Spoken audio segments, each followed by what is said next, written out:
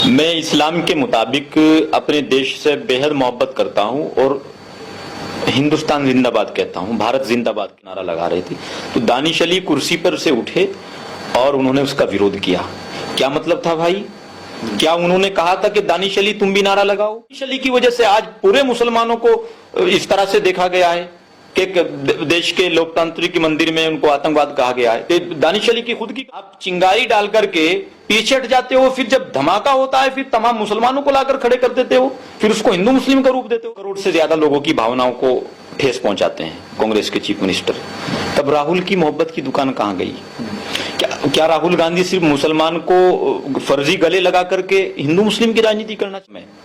और पश्चिम क्षेत्र में हर चौथा भिखारी मुस्लिम है, हर चौथा भिखारी, आप सर्वे कर लीजिए।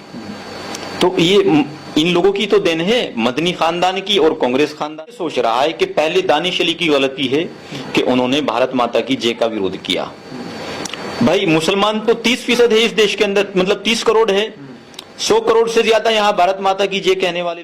कारी अबरार जमाल हमारे साथ मौजूद हैं जो कि मुस्लिम राष्ट्रीय मंच से भी जुड़े हुए हैं, उनसे बातचीत करते हैं। कारी साहब, आपने बयान सुना बीजेपी सांसद का या नहीं सुना?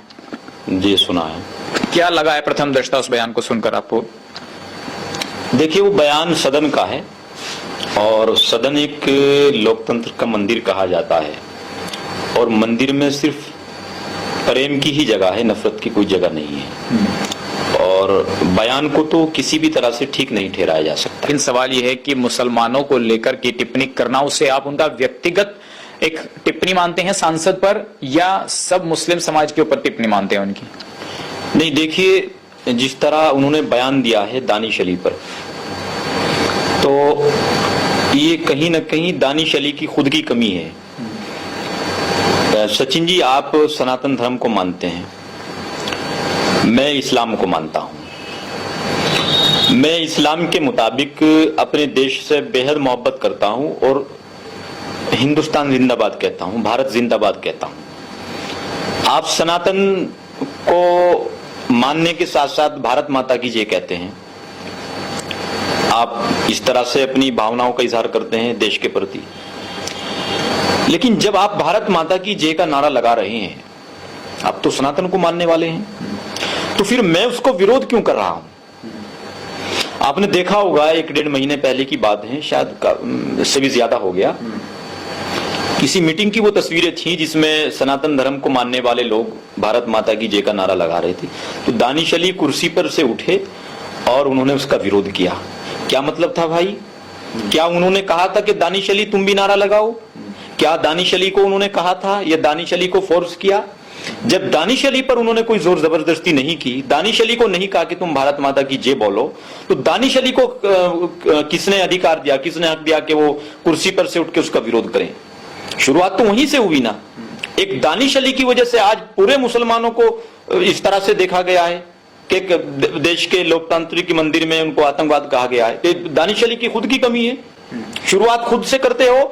भाई आप चिंगारी डाल करके पीछे हट जाते हो, फिर जब धमाका होता है फिर तमाम मुसलमानों को लाकर खड़े कर देते हो, फिर उसको हिंदू मुस्लिम का रूप देते हो।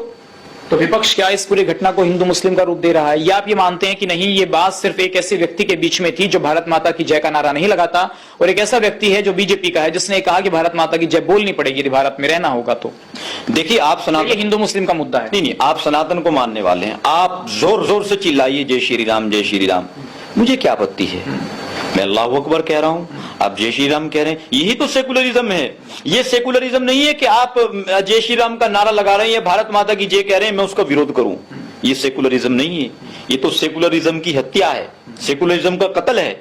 तो पहले तो सेकुलरिज्म का कत्ल वो खुद कर रहे हैं और फिर मुसलमानों को शर्मसार कर रहे हैं। और विपक्ष की आप बात करें, खुदा की कसम, इन क्षेत्रीय दलों ने और इन विपक्षी पार्टियों ने तो इन्होंने तो मुसलमानों को एक तरह से बिल्कुल तेजपात के पत्ते की तरह समझ लिया, सिर्फ इस्तेमाल करने के लिए। जिस तरह राहुल जी ने ट्वीट किया कि मैं मोहब्बत की दुकान, दानिश अली को अपने गले लगा करके। राहुल जी जिस पार्टी से आते हैं, क्योंकि भावनाओं की बात हो रही है, राहुल जी जिस पार्टी से आते हैं उस पार्टी का चीफ मिनिस्टर 100 करोड़ से ज्यादा सनातनी यहां रहते हैं, उसके बाद ये कहता है कि सनातन एक कीड़े मकोड़े की तरह इसको खत्म कर दिया जाए। नीच और चोर हैं हिंदू। हाँ, बहरहाल तो 100 करोड़ से ज्यादा लोगों की भावनाओं को ठेस पहुंचाते हैं कांग्रेस के चीफ मिनिस्टर। तब राहुल की मोहब्बत की दुकान कहां गई?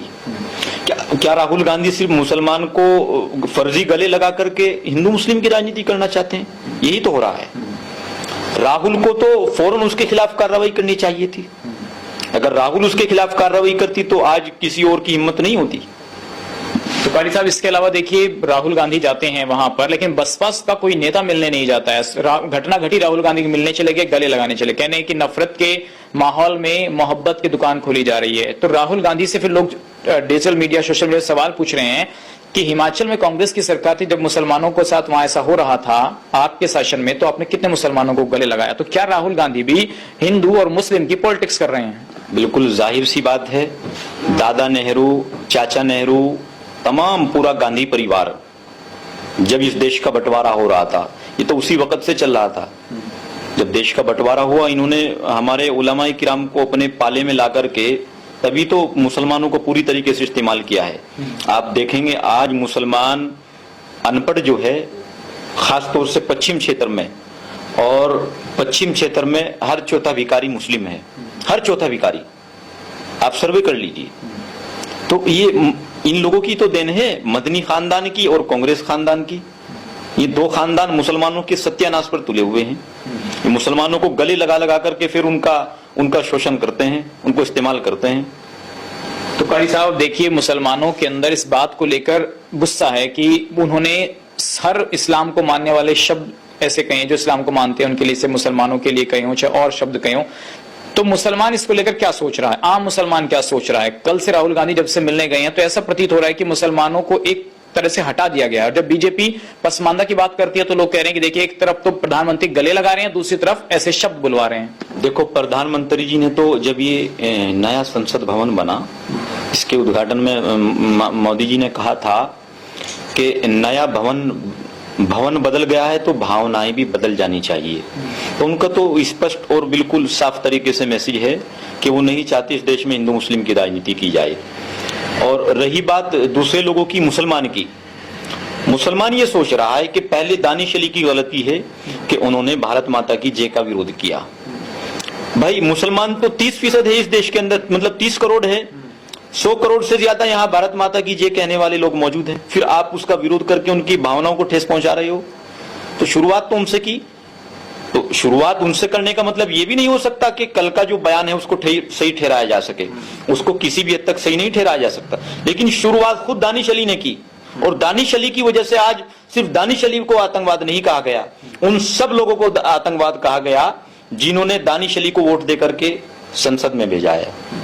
तो इसका मतलब तो ये है कि जो भारत माता की जय नहीं बोलेगा वो सिर्फ उग्रवादी होगा, आप ऐसा मान रहे हैं? या जो बयान सांसद का उससे ऐसा प्रतीत होता है? नहीं, जो भारत माता की जय नहीं बोलेगा वो तो उग्रवादी नहीं हो सकता, लेकिन जो भारत माता की जय बोलने वालों का विरोध करे उसको आप क्या कहेंगे? नहीं, जो भारत माता की जय बोलने वालों का विरोध करेगा, अगर आप भारत माता की जय बोल रहे हैं तो मैं आपका विरोध करूं तो आप क्या कहेंगे? आप मुझे क्या कहेंगे? तो फिर जो सांसद ने कहा वो ठीक कहा? नहीं, मैं ये नहीं कह रहा हूं कि सांसद ने ठीक कहा है, मैं तो अपने सांसद की बात कर रहा हूं। आप मेरे पास इसलिए आए हो ना, मुझसे मतलब मेरा इंटरव्यू इसलिए ले रहे हो, मुझसे इसलिए बात कर रहे हो चूंकि दानिश अली एक मुस्लिम है और मैं भी एक मुस्लिम हूं, तो मैं उसके नाते बता रहा हूं। खुद दानिश अली की गलती है कि उसने भारत माता की जय का विरोध किया। लेकिन गलती रमेश विदुड़ी की भी है। तो आप कह रहे हैं कि जिन्होंने भारत माता की जय नहीं बोली उनका विरोध करने वालों को आप क्या कहेंगे? ये तो जनता तय करेगी या फिर सरकारें तय करेंगी? कार्रवाई नहीं होनी चाहिए उन पर? तो जनता तो तय कर रही है और सरकार जनता तो कह रही है कि ठीक किया, सही इलाज हुआ है। किसका? ऐसे लोगों जो भारत माता की जय नहीं बोलते। हाँ, जनता। जो शब्द उन्होंने मुसलमानों के लिए बोले, इसका विरोध है। विरोध उसका भी है, लेकिन उसका विरोध कौन करता? उसका विरोध कौन करता? क्या मुसलमान विरोध करते उसका? मुसलमानों ने विरोध नहीं किया। मुसलमानों को उसी और दानिश अली को बोलना चाहिए था कि दानिश अली जी आपने गलत किया है, आपको तो किसी ने नहीं कहा कि आप भारत माता की जय का नारा लगाओ। भाई, जब मुझे कोई नहीं कह रहा है तो फिर मैं उनका विरोध क्यों कर रहा हूं?